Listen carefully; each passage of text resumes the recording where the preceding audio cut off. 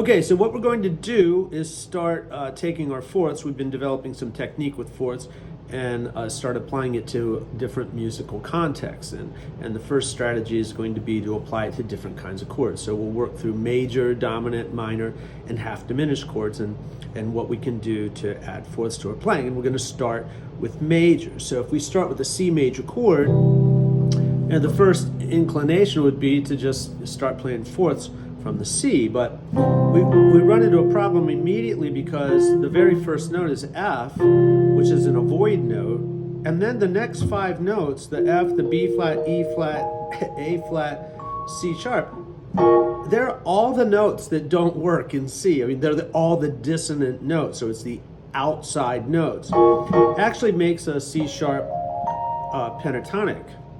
C sharp major pentatonic, and that's a collection of outside notes that is really effective over a C major sound or C Lydian sound, and that's good information to know, but that's not what we're doing right now. So let's just work, maybe if we work backwards from C, right? So C is good, G is good, D is good, A is good, E is good, B is good, I think I can do it, F sharp is good. So that gives us 7 good notes. So it looks to me like if we start on F sharp and build our pattern from F sharp, B, E, A, D, G, C, we get 7 fourths that work really good over a C major.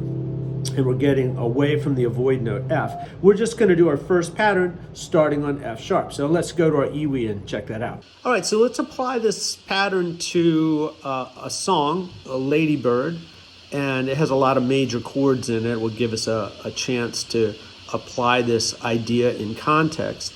And this example here is written in a key with the reference being C, so the sharp 4 would be F sharp, and we can just play through the pattern F sharp, B, E, A, D, G, C.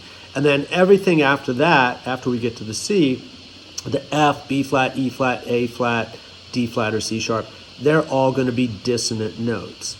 So we're going to focus on the consonant notes. So if we start on the first pattern here, if we start on the sharp 4, it'll deliver us to the root on beat 4, which is a nice little pattern.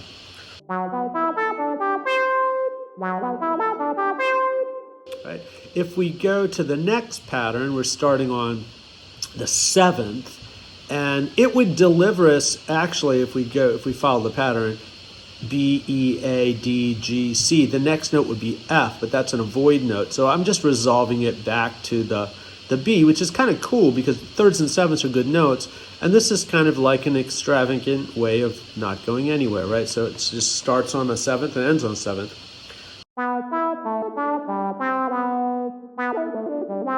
I like that, it's really good. And you could do exactly the same thing with starting on the E. Now, we are going to do the cycle E, A, D, G, C, F, and the F is the avoid note, but since it's on an upbeat and we can resolve it down a half step to the E, it's really good sounding. And once again, it gives us like this elaborate journey to go nowhere at all. So we start on the 3rd, end on the 3rd. Okay, so what I'm going to do, just to save you some time, I'll put the play along 2 times, just like the last video. So I'll demonstrate the pattern the first time through, and I'll try to do the sharp 4 pattern in the first measure, then the 7th, the pattern from the 7th in the next measure. Then I'll just play, bebop over the 2/5, and then when we get to the C, I'll do the pattern off the 3, and then I get to pick whatever I want to here.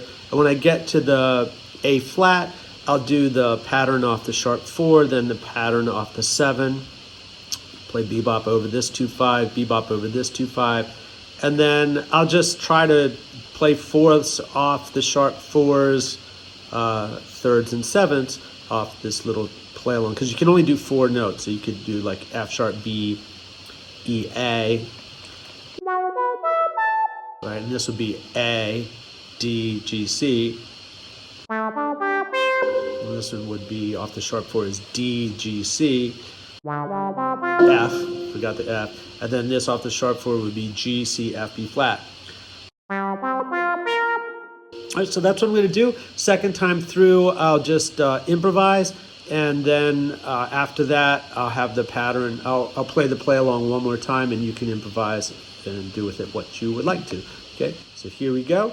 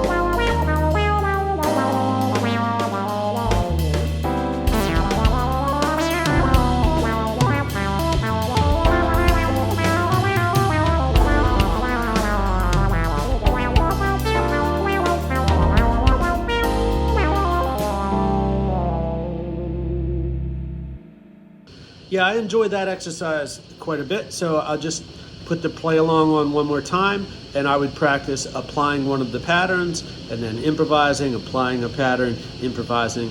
Make sure you have fun. Have a great day.